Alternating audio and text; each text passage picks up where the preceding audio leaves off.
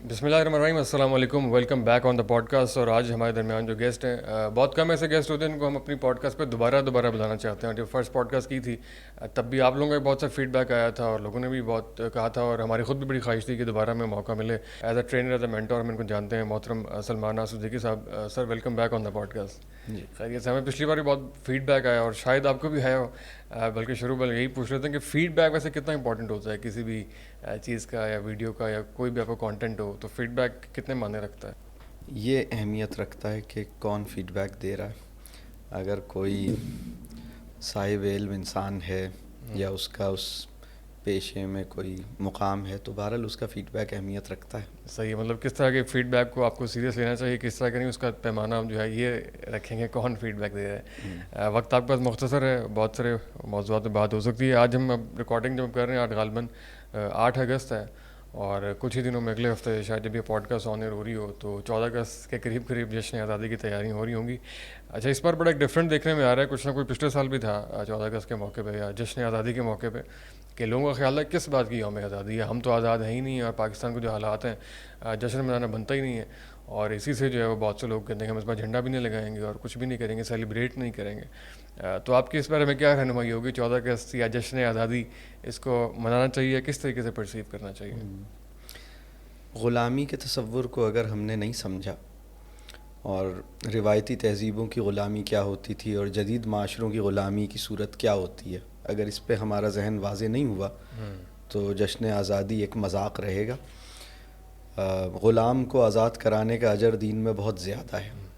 اس کی وجہ یہ ہے کہ اللہ کی بندگی میں آنے کا فیصلہ انسان اپنے اختیار, اپنی رضا, اپنے شعور, اپنے ارادے اور اپنی یعنی یہ احساس کہ میں ایک فری ول کا مالک ہوں اور چاہوں تو میں حق کا راستہ اختیار کروں, صحیح راستہ اختیار کروں, چاہوں تو میں غلط راستے پہ چلوں, تو یہ اس کو ایک آپشن دیا گیا ہے.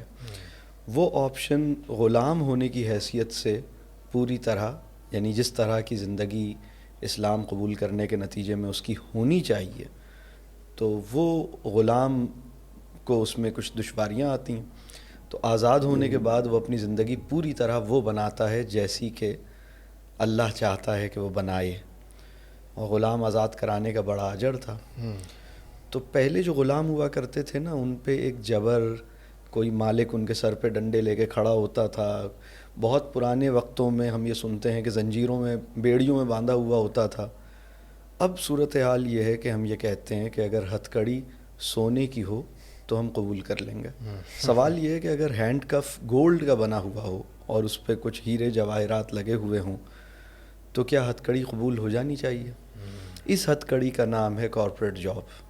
یعنی کارپوریٹ جاب جو ہے وہ ماڈرن فارم آف سلیوری ہے, اور ہم برضا و رغبت اس کے اندر اسیر بننا چاہتے ہیں, ہونا چاہتے ہیں. اب پاکستان ہم نے کیوں آزاد, مطلب ہم کیوں چاہتے تھے ہمیں ایک ایسی اسپیس ملے. تو یہ جو جیوگرافی ہے نا, مطلب اللہ, پوری زمین اللہ کی ہے, اور اس میں ہم یہ چاہتے تھے کہ کوئی ایسی اسپیس ہمیں مل جائے.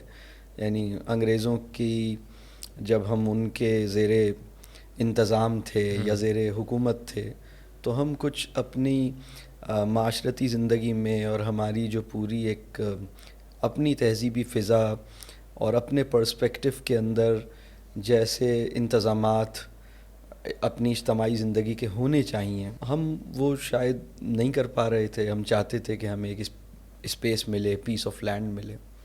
تو وہ آزادی اصل میں ہم نے مادر پدر آزاد ہونے کے لیے حاصل نہیں کی تھی. بالکل. وہ آزادی ہم نے بس مطلب دھمال ڈالنے کے لیے حاصل نہیں کی تھی.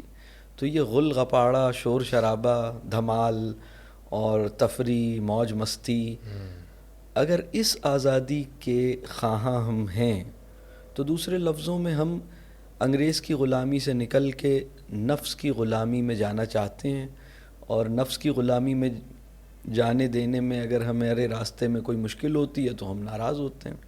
پھر پاکستان کی صورتحال اب آپ واقف ہی ہیں جو سیاسی اور صورتحال ہے, تو لوگوں کو بہرحال ابھی یہ جو 14 اگست ہے یہ ایک سمبولک ویلیو ہے اس کی کہ بھائی ٹھیک ہے, اس دن ہمارا جیسے ہمارے جنم دن کی ایک حیثیت ہوتی ہے, ایک سمبولک ویلیو ہوتی ہے. تو لیکن غلامی کا تصور کیا ہے؟ ہم کیا واقعتاً ہم آزاد کیوں ہونا چاہتے ہیں، اور ہم آزاد ہو کے کرنا کیا چاہتے ہیں؟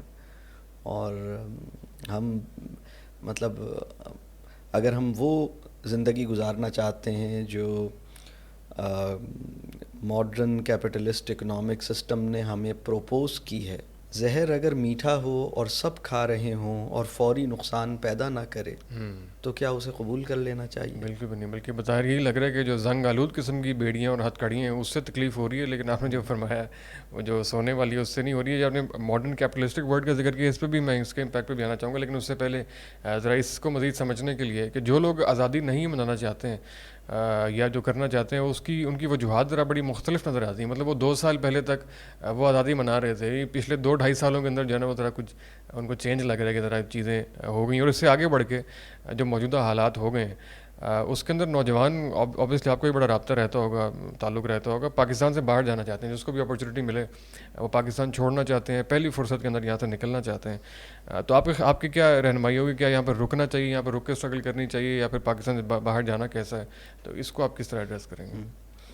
میں سمجھتا ہوں کہ پاکستان کی جو پیدائش ہے یا پاکستان کا جو قیام ہے وہ ایک خالص نظریاتی بنیاد پر ہے، اور اس کی آزادی کا جشن جو ہے وہ جھنڈے اور جھنڈیوں کو لہرانے تک محدود نہیں رہنا چاہیے، بلکہ جھنڈے اور جھنڈیوں سے بہت بلند، مطلب ہم فکری سطح پہ، شعور کی سطح پر ہماری مجموعی پوری جو قوم ہے اس کی سمت کیا ہونی چاہیے، ہمارے مقاصد کیا ہونے چاہیے، ہمارے گولز کیا ہونے چاہیے، ہمارا تصور کامیابی کیا ہونا چاہیے، ہمارا جو آئیڈیل تصور معاشرت ہے، یعنی ایک مثالی بستی اور مثالی معاشرے اور مثالی حکومت اور مثالی اجتماعیت کی شکل کیا ہونی چاہیے، اس کے اوپر ہمارے مطلب عام آدمی کے پاس بھی کچھ کلیئرٹی ہو، اور خاص بڑے جو یعنی ہمارے جو قیادت ہے اس کے پاس بھی ہونی چاہیے. تو ابھی تو فی الحال ہم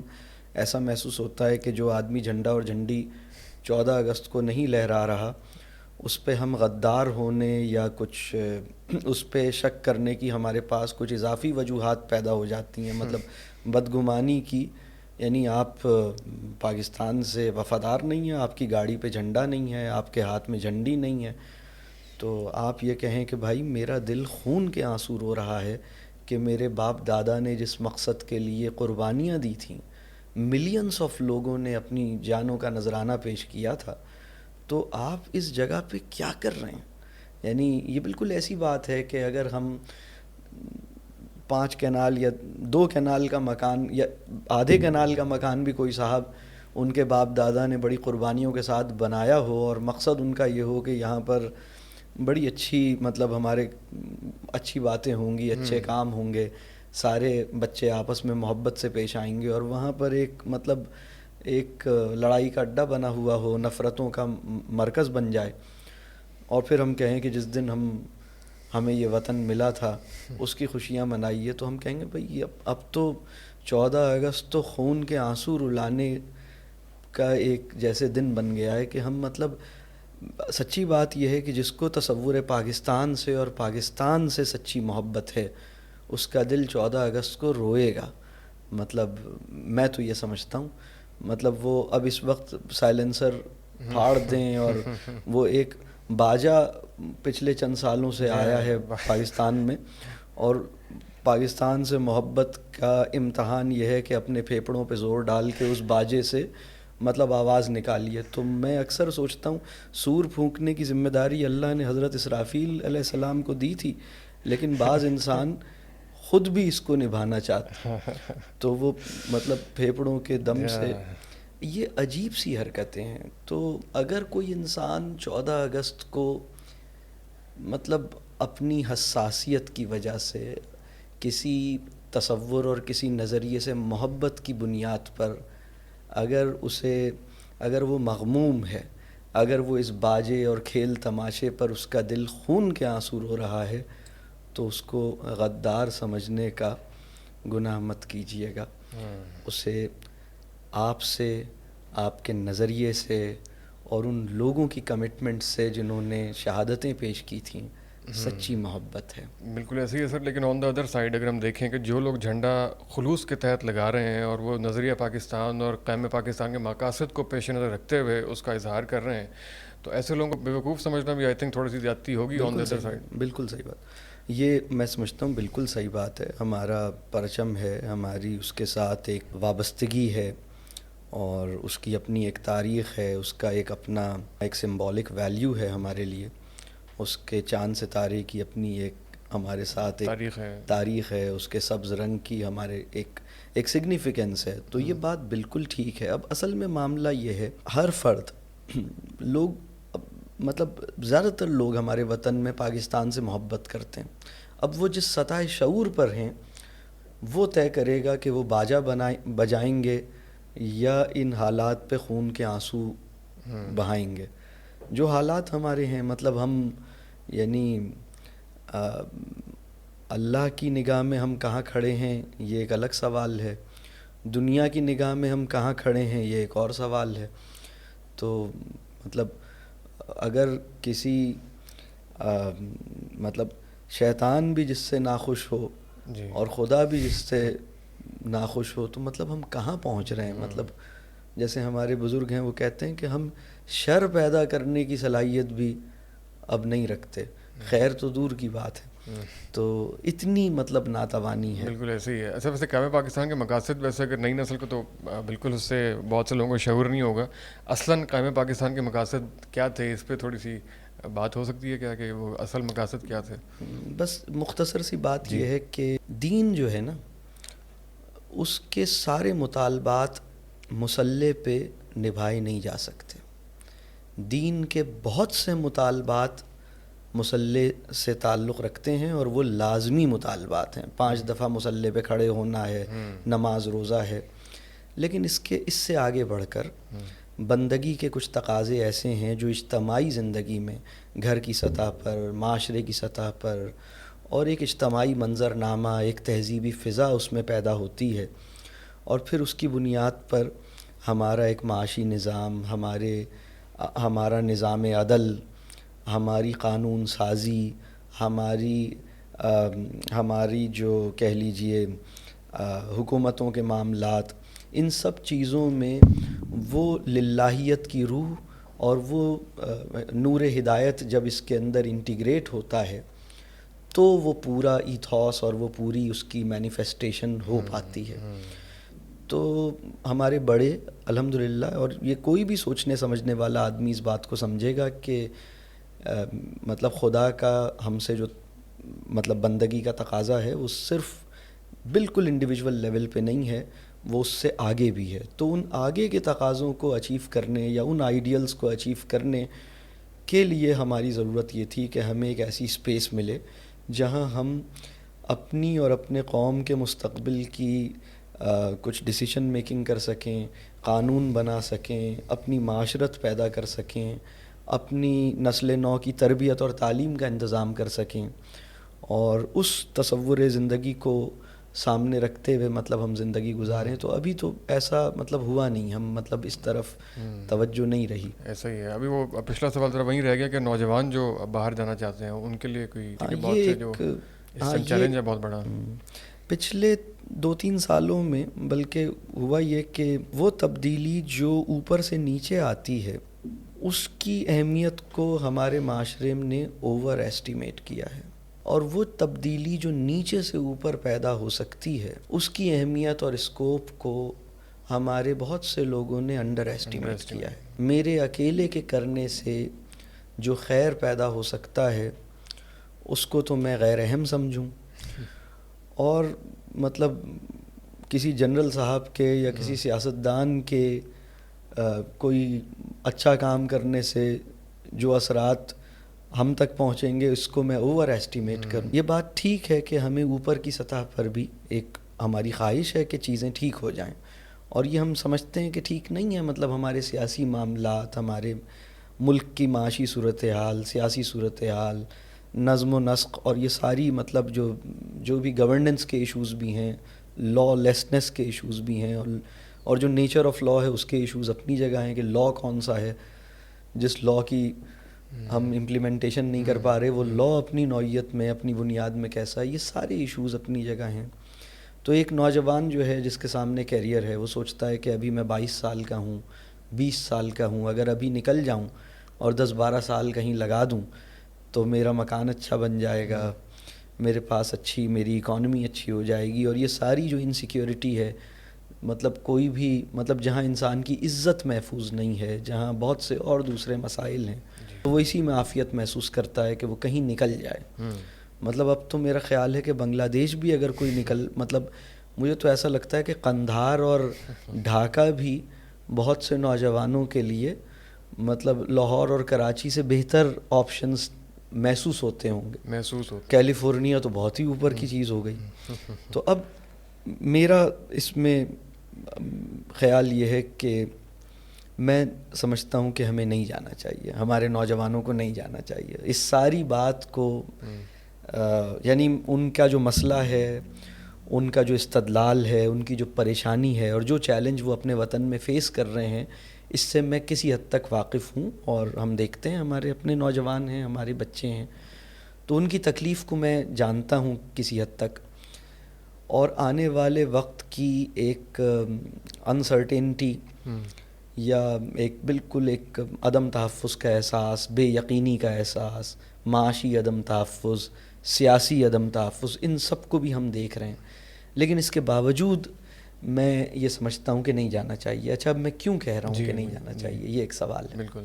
جب ہم اپنا آبائی وطن چھوڑ کے جاتے ہیں یا کوئی اپنی وہ جگہ چھوڑ کے جاتے ہیں جہاں ہماری زندگی کے 20 سال گزرے ہوتے ہیں, تو اس کی ایک بہت بڑی نفسیاتی قیمت ادا کرنی پڑتی ہے. نفسیاتی قیمت مطلب یہ کوئی معمولی چیز نہیں ہے. اگر یہ یعنی بہت سے لوگ یہ ایسیوم کرتے ہیں کہ اگر مجھے زیادہ سیلری ملے گی تو میں ہر قسم کا پین جھیل جاؤں گا.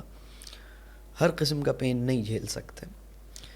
تو اب یہ جو ری لوکیٹ کرنا ہے نا, اور اپنی جو ہماری اوریجنل ہیبیٹیٹ ہے, یعنی شکارپور کا جو نوجوان ہے وہ شکارپور کے کلائمیٹک کنڈیشنز کی اس کو سہ سکنے کی اوریجنل قابلیت اس کے خمیر میں شامل ہے, نمبر 1. نمبر 2, جس مکان میں وہ پیدا ہوا یا جس کمیونٹی یا جس علاقے میں وہ رہتا ہے, شکارپور جو ہے نا, اگر وہ 20 سال اس نے وہاں گزارے ہیں تو وہ صرف ایک شہر نہیں ہے, وہ میموری کنٹینر ہے. اور وہاں یادوں کا ایک خزینہ دفن ہے. ہم مطلب وہاں کا نائی, وہاں کا دودھ والا, وہاں کے درخت, وہاں کے ریلوے اسٹیشن اور ریل کے گزرنے کے ہارنز, یہ سب ہماری نفسیاتی ایک ہمیں ہماری تالیف کا کچھ سامان ان سب چیزوں کے ساتھ وابستہ ہو گیا ہے. اور جب ہم اپنے آپ کو ریلوکیٹ کرتے ہیں اور کسی اور جگہ جاتے ہیں, اس کی اگر ریزن صرف مادی یا معاشی سطح پر ہے تو ایک وائڈ پیدا ہوتا ہے. اور اگر اس کی کوئی مطلب دیکھیں, میں ایک شخصیت ہیں پاکستان میں تشریف لائیں, بہت بڑی, ہم پورا پاکستان ان کا احسان تسلیم کرتا ہے. وہ ایک بڑی خاتون تھیں, ڈاکٹر رتفاؤ, جرمنی سے تعلق تھا. بالکل.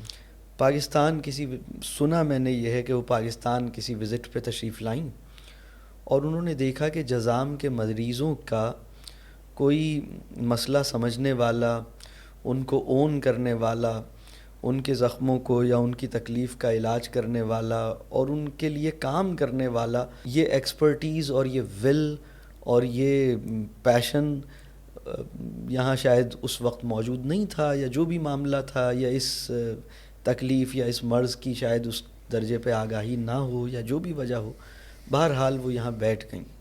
انہوں نے چھوڑ دیا اپنا وطن اور انہوں نے اپنی زندگی کے کوئی خیال یہ ہے کہ 40 برس خاموشی سے گزار دیے, مریضوں کی خیر خواہی میں لگ گئیں.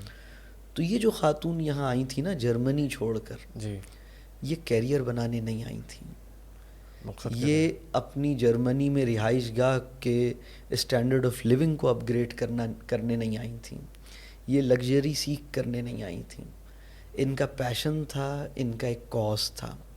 پوائنٹ یہ ہے کہ جب کوئی انسان ایک جگہ سے دوسری جگہ جاتا ہے, اگر اس کا کاز مادی اور معاشی ڈومین سے مطلب بس اسی حد تک ہے اس کی, یعنی ایک آدمی ملک سے باہر اس لیے گیا ہے کہ اس کو اپنے والدین کے علاج کے لیے پیسے جمع کرنے ہیں, یہ سروائیو کر جائے گا. لیکن ایک انسان اس لیے گیا ہے کہ بس میں نکل جاؤں, اسٹینڈرڈ آف لیونگ بہتر کرنا, اسٹینڈرڈ آف لیونگ کو بہتر کرنے گیا. اس کو کسی دوسری طرح کے مسائل کا سامنا ہوگا, اور یہ مسائل ہم دیکھتے ہیں. مطلب اچھا, اس میں جو باہر نہ جانے کی بہت ساری وجوہات تو ہیں, لیکن یہاں رکنے کی موٹیویشن پھر بھی بہت زیادہ ابھی تک ایک اور تلاش بات کرنی پڑے گی. ایک چیز یہ ہے, دیکھیے کیپٹلسٹ اکنامک ماڈل کے اندر اگر آپ نے گرو کرنا ہے اور اسی میں رہنے کی آپ نے ٹھانی ہوئی ہے تو پھر تو آپ کو بہت کمانا پڑے گا. لیکن اگر آپ اس ماڈل سے باہر نکل کے ایک قدم بھی باہر رکھنے میں کامیاب ہو جاتے ہیں تو آپ کو کم میں بھی آپ کا اچھا گزارا ہو سکتا. جی جی. تو یہاں پر ہمارے پاس بہت سے اور مواقع ہیں. دنیا میں آنے والے ٹائم میں فیوچر کی جو اکنامک مارکیٹ یا ورلڈ ہے اس کے بارے میں یقین سے کہیں بھی کچھ نہیں کہا جا سکتا.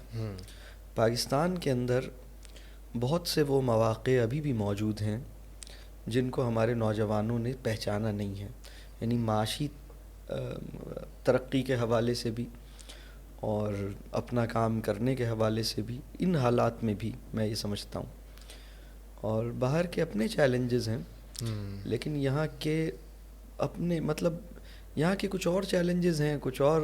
بہرحال اب اس وقت مجھے اندازہ ہے کہ میں جو یہ بات کہہ رہا ہوں تو بہت سے لوگوں کو یہ سمجھنا دشوار ہوگا. ظاہر سی بات ہے کہ ایک آدمی کہتا ہے بھی میرا کیریئر بن جائے گا, آپ کیوں مجھے پاکستان میں روک رہے ہیں. تو میں پاکستان میں روکنے کی کوئی ایسی وجہ نہیں. دیکھیں وہ اقبال کا بڑا خوبصورت شعر ہے, مومن کے جہاں کی حد نہیں ہے, مومن کا جہاں ہر کہیں ہے. مومن کے جہاں کی حد نہیں ہے, مومن کا جہاں ہر کہیں ہے. رسول اللہ صلی اللہ علیہ وسلم کی امت کو یہ امتیاز دیا گیا کہ پوری زمین کو, یعنی اس کی جو مٹی ہے اس کو اعلیٰ پاکی قرار دیا گیا مٹی کو, اور پوری زمین کو مسجد کا ایک درجہ دیا گیا, کہیں بھی تم نماز پڑھ سکتے ہو. تو اب جہاں پر مسلمان اپنے ایمان کی حفاظت کر سکتے ہیں اور جہاں پر وہ ایک نفسیاتی صحت کا تحفظ انہیں مل سکتا ہے اور اپنی ایک تہذیبی فضا پیدا کر سکتے ہیں, ایک کلیکٹیو ایکسپیرینس جنریٹ کر سکتے ہیں اپنی ایمانی تناظر میں, وہاں وہ اپنی کمیونٹی بنا کے اگر رہتے ہیں تو اس میں حرج نہیں ہے, وہ کسی بھی جگہ رہ سکتے ہیں. لیکن اگر وہ کہیں جاتے ہیں اور وہ اس سسٹم اور اس تہذیب کا نوالا بن جاتے ہیں تو اب یہ ایک مطلب ایک صاحب مجھے ملے, انہوں نے کہا بھائی پاکستان میں نہیں رہ سکتا, یہ بہت گندا ہے. تو میں نے کہا بھائی ایک جگہ بہت مطلب ایک جگہ صفائی کا مسئلہ ہے, دوسری جگہ پاکی کا مسئلہ ہے. اب چوائس آپ کی ہے کہ کس جگہ بیٹھنا چاہتے ہیں. مطلب جس کے لیے پاکی زیادہ اہم ہے اور ایک کے لیے صفائی زیادہ اہم ہے. تو ابھی اس وقت جو مطلب اچھا وہ پاکستان کے مسائل بڑھ رہے ہیں, مطلب پاکستان کوئی شک نہیں, پاکستان کوئی اسلامی تہذیب کا کوئی مرکز نہیں ہے. پاکستان اسلامی نعرے بازی کا گہوارہ ہے, اسلامی تہذیب کا گہوارہ نہیں ہے. اسلامی جذبات پر مشتمل احتجاجات اور نعرے بازی کا گہوارہ ہے. تو اس سے زیادہ ہم ابھی کچھ ہیں نہیں, انفارچونیٹلی ایسے ہی ہے. اللہ تعالیٰ ہمیں معاف کرے. لیکن یہ کہ میں ابھی بھی یہ سمجھتا ہوں کہ نوجوانوں کو یہ سمجھنا چاہیے کہ کیپٹلزم کا ایشو کیا ہے. تو جو لوگ باہر جا رہے ہیں وہ یہ دیکھیں کہ میں تو یہ سجیسٹ کروں گا کہ آف گرڈ اگر آپ باہر بھی جا رہے ہیں تو یہ انڈسٹری جو کچھ آپ کے لیے بناتی ہے اس کو آپ برضا و رغبت قبول کر لیں. اس کا مطلب یہ ہے کہ آپ کی تعلیم میں بڑا سنگین خرابی تھی.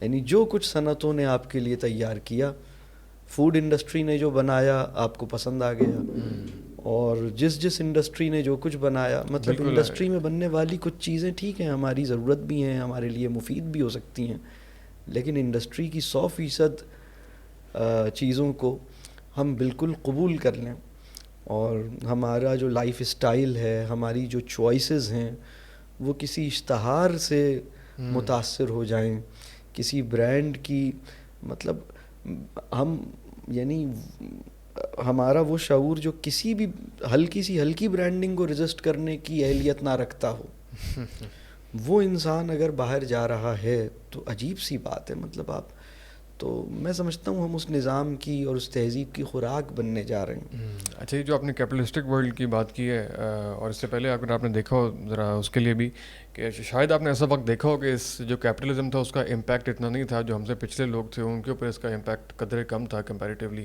تو وہ والے لوگ کیسے تھے، اور آج ہم کیپٹلزم کا کس طریقے سے شکار ہو رہے ہیں جانے بغیر، ہمیں اس کا احساس بھی نہیں ہو رہا. جو آج کل کی جنریشن ہے بیسکلی ہمیں جو امپیکٹ کر رہی ہے کیپٹلزم، وہ کہاں پہ کس طریقے سے کرے گا، اس کا شعور ہی تھوڑا آ جائے تو. ہوتا یہ ہے کہ جب ہمارے دو طرح کے مطلب ہمارے وجود کے دو کہہ لیجئے کہ حقیقتیں ہیں نا، ایک ہے مادی وجود، ایک غیر مادی روحانی وجود. جب ہم اپنی زندگی کی جدوجہد کو اپنے مادی وسائل اور مادی وجود کی تسکین میں خرچ کرتے ہیں تو غیر مادی وجود اور روحانی وجود کے اندر ایک پیاس پیدا ہوتی ہے، ایک خلا سا پیدا ہوتا ہے، اور یہ ابھی ہمارے یہاں موجود ہے. مطلب ہم نے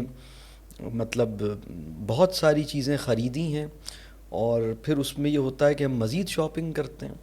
مطلب وہ جب ایک ایمپٹینس پیدا ہوتی ہے تو اس کا علاج یہ ہے کہ اوور ایٹنگ کرو، اوور کنزیومنگ کرو، ایسے ہی بیٹھ کے 2-4 جوڑے آن لائن آرڈر دے دو، بھوک نہ بھی لگ رہی ہو تو پیزا ویسے ہی منگوا لو.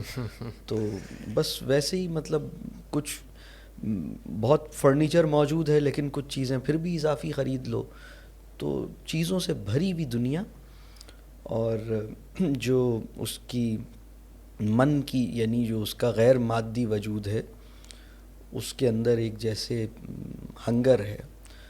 تو وہ ایک صورتحال پیدا ہوئی ہے، اور اب لوگوں کی زندگی میں اتنی مطلب ایک دوسرے سے اتنی زیادہ مطلب میٹیریلزم ہے کہ گھروں میں بہت زیادہ چیزوں کی بہتات ہے. بہت مطلب ہمارے جو آج سے 40 سال پہلے ہماری مارکیٹوں میں سامان تعیش اتنی مقدار میں موجود نہیں تھا. تو اب آپ دیکھیے کسی مارکیٹ میں جائیے تو سامان ضرورت تو بالکل جیسے ضرورت کا سامان تو تھوڑا سا ہوتا ہے، 99% آئٹمس تو ضرورت نہیں ہے ہماری، تو لیکن وہ ہماری خواہش ہے، تو بس اس میں ہم کنزیوم ہو رہے ہیں. ایسے ہی ہے. سمجھنے میں کافی آسانی ہوئی ہے، بس وقت ہمارا مختصر ہے، آخری 15 منٹ ہیں. کچھ لوگوں نے کافی سوال بھیجے ہوئے تھے، آخری بس 2 سوال ہی کرنا چاہوں گا.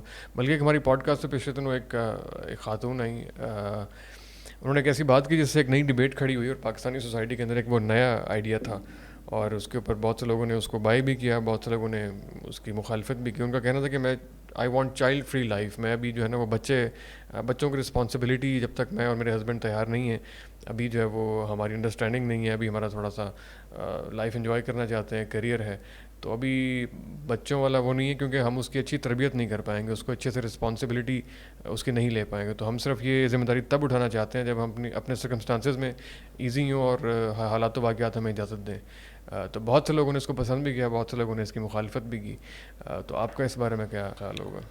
ہاں، یہ جو سوال 2 سطحوں پر ہے، اس سے بھی پیچھے کی سطح یہ ہے کہ بہت سے لوگ شادی نہیں کرنا چاہتے، دوستی کرنا چاہتے ہیں.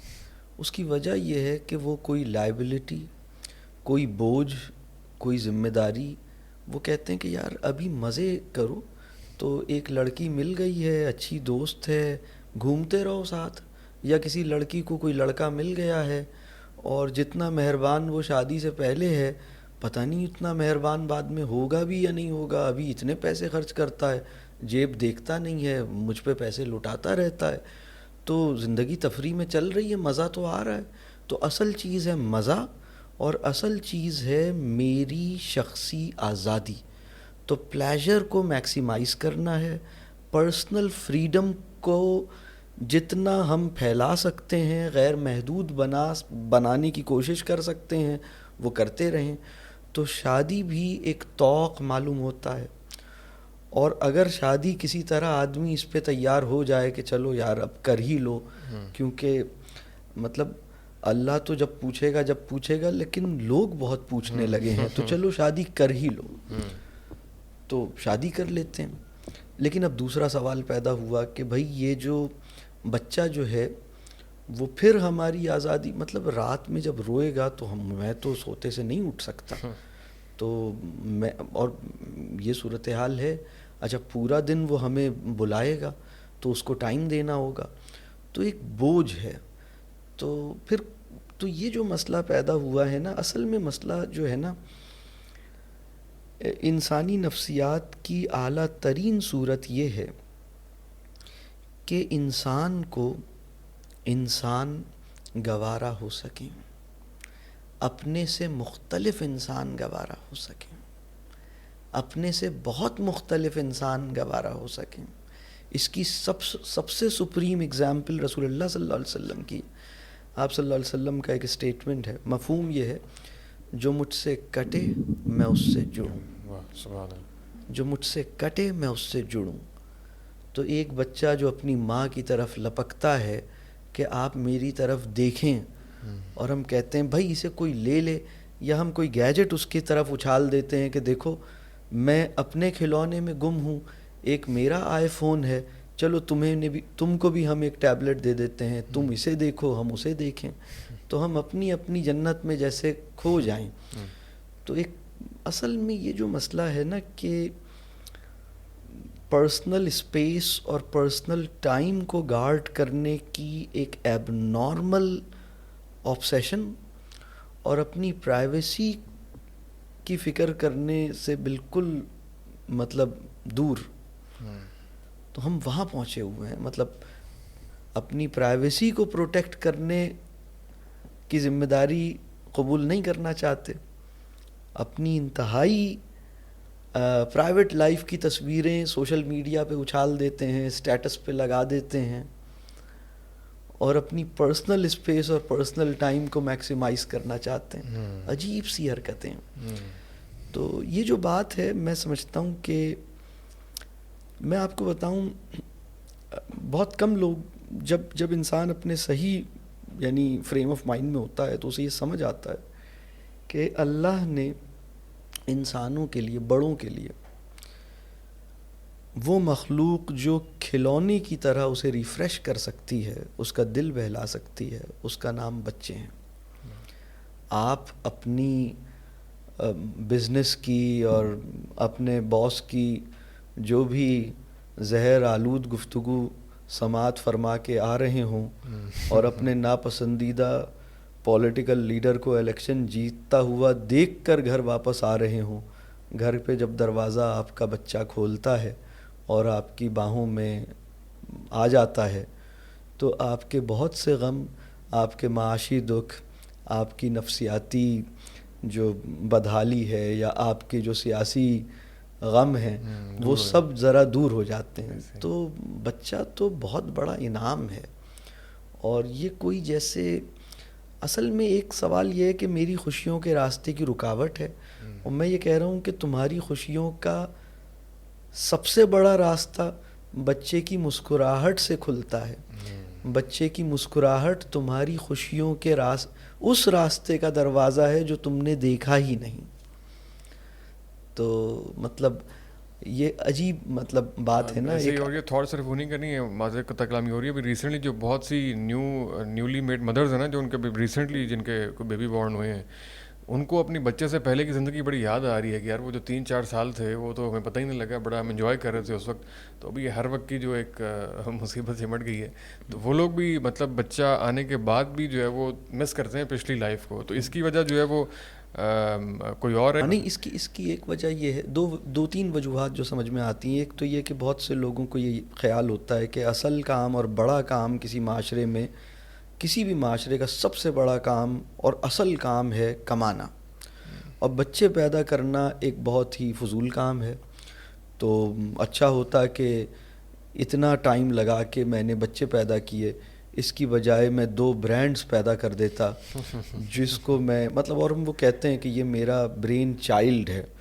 تو اپنے برین چائلڈ کو اپنے بایولوجیکل چائلڈ پر فوقیت دینے کی جو ضد ہے نا ہمارے ماڈرن اربن ایجوکیٹڈ آدمی کی یا عورت کی، تو اس سے ہمیں میں سمجھتا ہوں کہ ریویو کرنا چاہیے. ایک مسئلہ.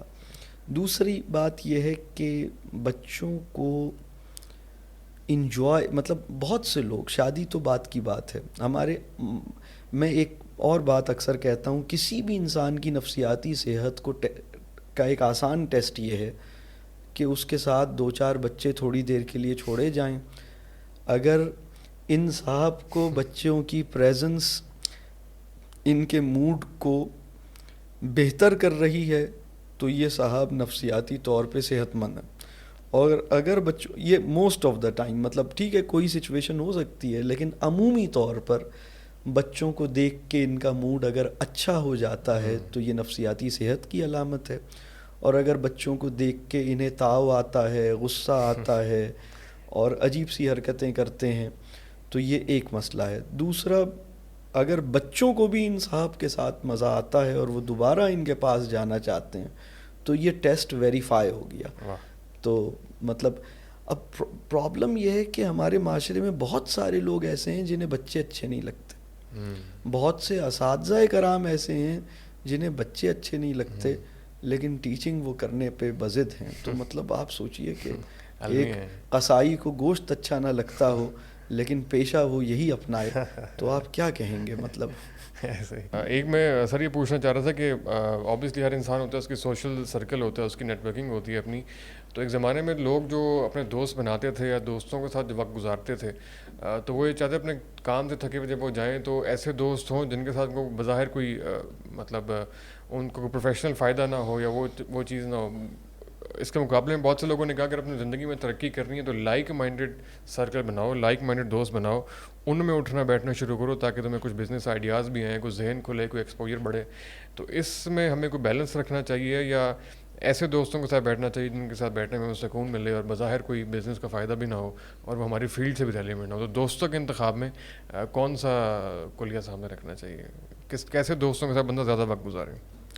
جن کا دل بڑا ہے اور آپ کو، جن کے ساتھ آپ کو کچھ چھپانا نہ پڑے اور جن کے سامنے آپ کھل سکیں اور آپ کی نالائقیاں جان لینے کے بعد بھی وہ آپ کو چھوڑنے پہ راضی نہ ہوں.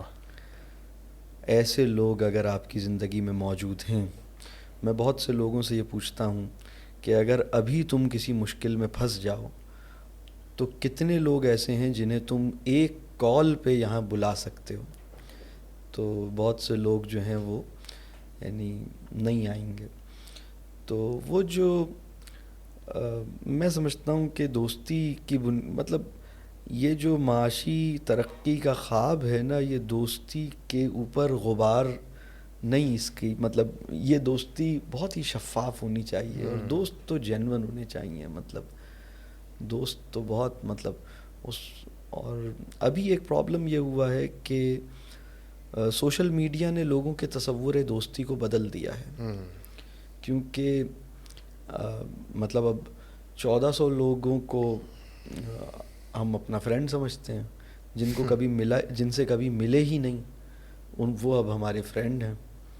تو عجیب سی بات ہے. ہزاروں لوگوں کو اپنا فالوور سمجھتے ہیں جن سے کبھی ملے. بالکل. اور 10-15 لوگوں کو ہم مطلب شرک کی اس سے بڑی قسم کیا ہوگی کہ ایک آدمی کہے کہ میں 5-6 لوگوں کو فالو کرتا ہوں.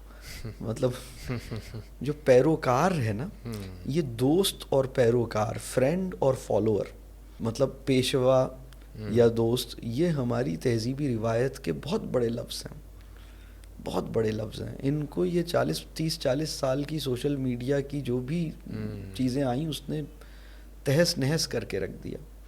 پیشوا کا کیا مفہوم بنے گا؟ پیشوا مطلب یا جس کو ہم فالو کرتے ہیں. صحیح.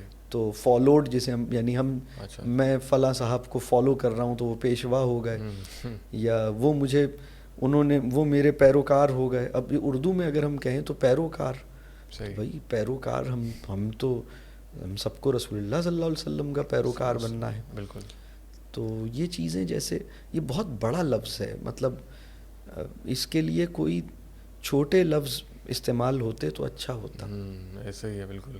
اور لاسٹ ایک سوال لوگ پوچھا ہوا تھا کہ جوائنٹ فیملی سسٹم کے آج کل کی جو ہے وہ بہت سے لوگوں کی ضرورت بھی ہے اور بہت سے لوگوں کے حالات و واقعات ہوتے ہیں، تو جوائنٹ فیملی اگر کسی کے پاس دونوں آپشنز ہوں کہ وہ الگ بھی رہ پائے اور جوائنٹ فیملی سسٹم بھی اس کے لیے آپشن ہو، تو اس کے کون سی آپشن آپٹ کرنی چاہیے آج کل کے حالات میں؟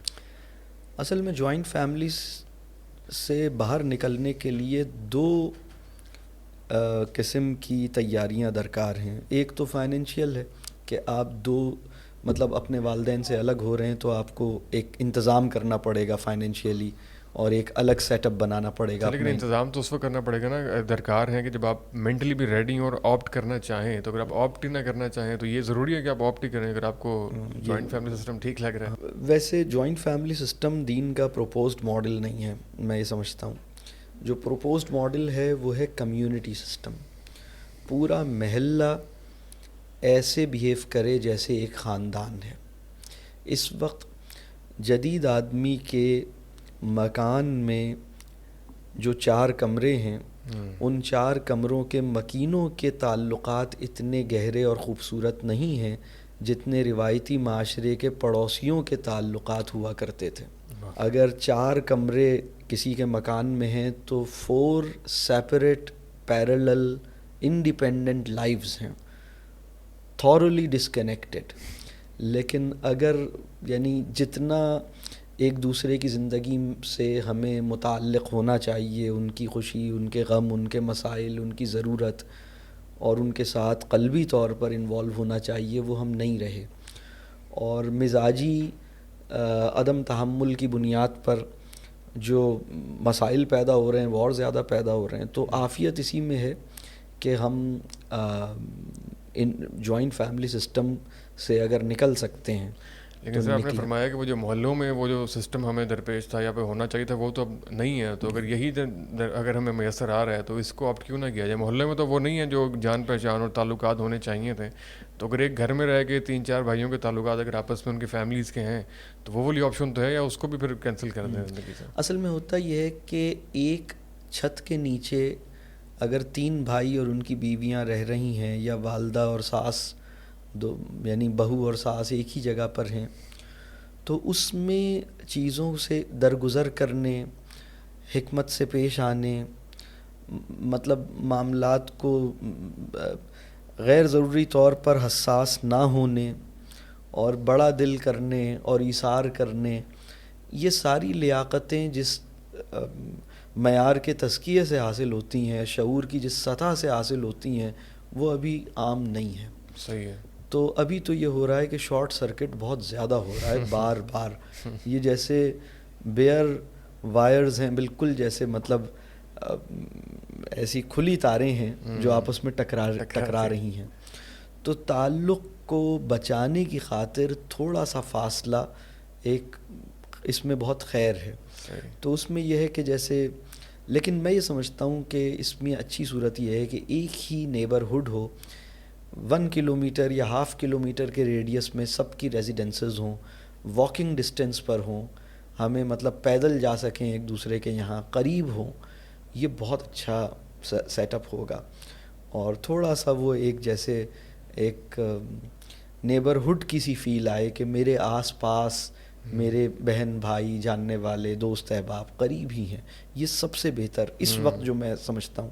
یعنی آئیڈیلی تو ہمیں کمیونل ریوائول کی ضرورت ہے. بالکل.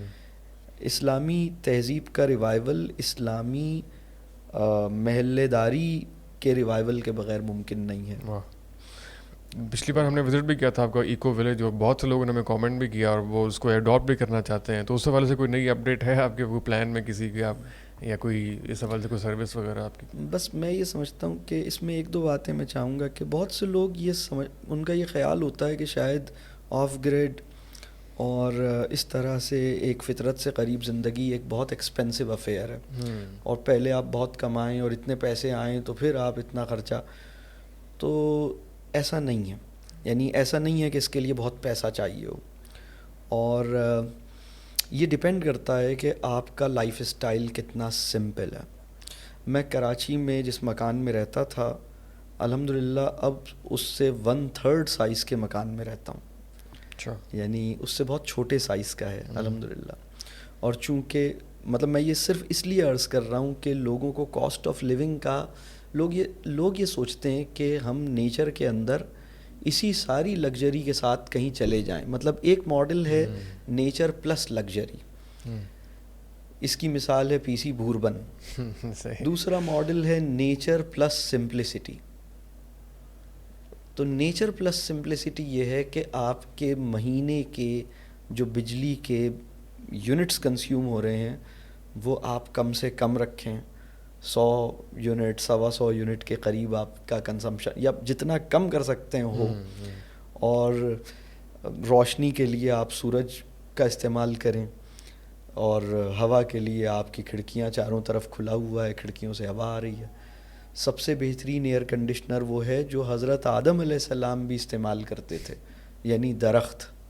اور سب سے برا ایئر کنڈیشنر وہ ہے جو اس وقت 100 سال سے ایجاد ہوا ہے، جس سے پوری دنیا میں ہیٹ پروڈیوس ہو رہی ہے نا. مطلب آپ کا اے سی آپ کو ٹھنڈک دے رہا ہے، باہر ہیٹ جنریٹ کر رہا ہے. تو اس پہ ریسرچز ہیں. بعض ریسرچز میں تو یہ تک آیا ہے کہ 7 سے 8 ڈگری، مطلب جس علاقے کے اگر ایک ڈینسلی پاپولیٹڈ علاقہ ہے اور تھوڑی سی جگہ پر کئی ہزار مکانات ہیں اور سب میں اے سی چل رہے ہیں، اور تو 8 سے 9 ڈگری ٹیمپریچر کا فرق، جو یعنی فیلز لائک کا فرق تو اور آگے جائے گا، لیکن یہ بھی فرق اچھا خاصا آگے چلا جاتا ہے. تو اس طرح کی رپورٹس آتی ہیں. تو میں یہ سمجھتا ہوں کہ چیزیں آسان کی جا سکتی ہیں اور اتنا مہنگا نہیں ہے اگر آپ لوکل، اور اگر آپ اپنے مکان کی تعمیر میں امپورٹڈ مٹیریل یوز نہ کریں اور ریزنیبل کوالٹی کا لوکل مٹیریل یوز کریں جو کہ ایک مناسب کوالٹی کا ہے، یا بہت سی چیزیں یوزڈ خریدیں. اس میں کوئی مطلب معیوب بات نہیں ہے. تو جو لوگوں کا طرز رہائش، طرز تعمیر، طرز زندگی ہے، جب وہ سادہ ہوگا، کیا ضرورت ہے اتنی مہنگی کراکری خریدنے کی، کیا ضرورت ہے اتنے ایکسپینسو کرٹنز لگانے کی. تو مطلب بڑے لوگ بھی نا جیسے کھلونوں کے محتاج ہیں. مطلب اتنی بڑی عمر کی خاتون اور فلاں برانڈ کے پردوں کو دیکھ کے جیسے خوش ہوتی رہتی ہیں، مچل جاتے ہیں. تو یہ کوئی مطلب عجیب سی بات ہے نا کہ مطلب ایک چھوٹے سے بچے کو جیسے باجا دے دیا، کوئی ٹوائے دے دیا، کوئی ریٹل دے دیا. تو یہ ہمارے بھی جیسے کھلونے ہیں نا، تو اپنے آپ کو بڑا کریں. تو میں تو سمجھتا ہوں کہ quality of living, quality of life اور اسٹینڈرڈ آف لیونگ ایک چیز نہیں ہے. تو یہ جو مطلب اسٹینڈرڈ آف لیونگ کا مطلب یہ ہے کہ آپ نے بہت ایکسپینسو فنشز اور بہت لگژری آپ نے، یعنی ناجائز حد تک آپ نے تعیشات کو اپنی زندگی میں بھر رکھا ہے، اور پھر اس کی بہت بھاری قیمت ادا کر رہے ہیں. بجلی کا بل لاکھوں میں دے رہے ہیں، اور اپنے فرنیچر اور اپنے گھر کی مینٹیننس بھی بہت ایکسپینسو ہو گئی ہے. سب بہت مطلب اتنے بڑے مکان کو مینٹین کر رہے ہیں، غیر ضروری طور پہ بڑا ہے. اس کی جگہ چھوٹا، دنیا میں ایک تصور ہے ٹائنی ہاؤسز. ٹائنی ہاؤس تو بڑا زبردست تصور ہے. میں نے ایک ٹائنی ہاؤس بنایا، اچھا، اور اس میں 4 مہینے رہا. اچھا، کہاں پہ؟ ادھر ہی اپنے ولیج میں. اچھا. تو مجھے اندازہ ہوا کہ اس میں کیا کانسیپٹ ہوتا ہے، وہ کتنا ٹائنی ہوتا ہے، کیا ہوتا ہے اس میں؟ وہ سمجھیے کہ 36-37 یعنی 36 یا 37 اسکوائر یارڈس. اگر میں مرلے میں بتاؤں تو آپ سمجھیے 1.5 مرلہ.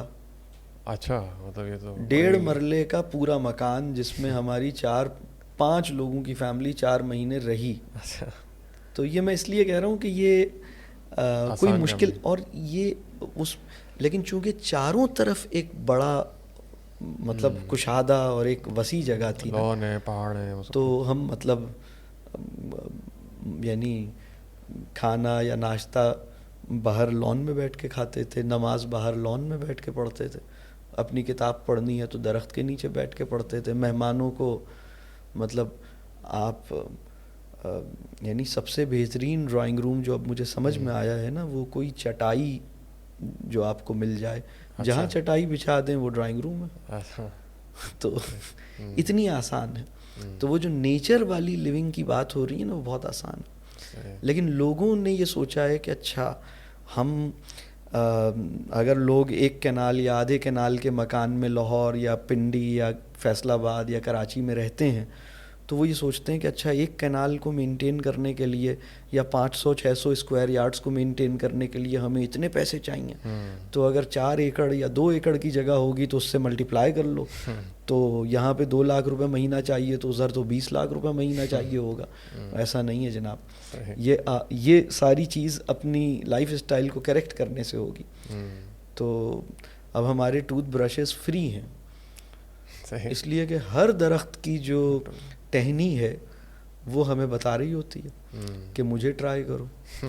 تو مطلب اور بڑا زبردست مطلب کبھی آپ یعنی پاکستان میں جو مطلب درخت ہیں, آپ ان کی مطلب کتنے بچوں نے کتنی طرح کے درختوں کی مسواک بنائی ہوگی اور ٹرائی کی ہوگی.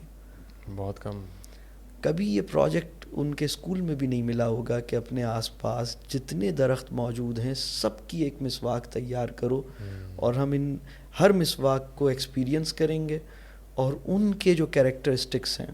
اس مسواک کا ریشہ بہت سافٹ ہے, یہ مسواک جلدی کنزیوم ہو رہی ہے, یہ ہارڈ ہے, اس میں جھاگ پیدا ہو رہا ہے, اس کے اندر یہ ماؤتھ فریشنر جیسی ہے, اس کی خوشبو بہت اچھی ہے, اس کا الگ فائدہ ہے, اس سے دانت زیادہ اچھی طرح صاف ہو رہے ہیں, اس میں اور اس میں یہ فرق ہے.